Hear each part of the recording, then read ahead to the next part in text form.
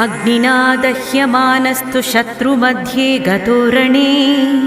विषमे दुर्गे चैव भयार्ता शरणं गताः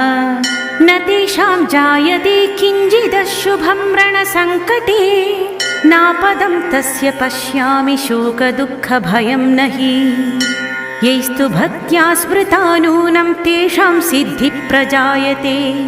ये त्वां स्मरन्ति देवेशि रक्षसेता न संशयः प्रेतसंस्था तु चामुण्डा वाराही महिषासना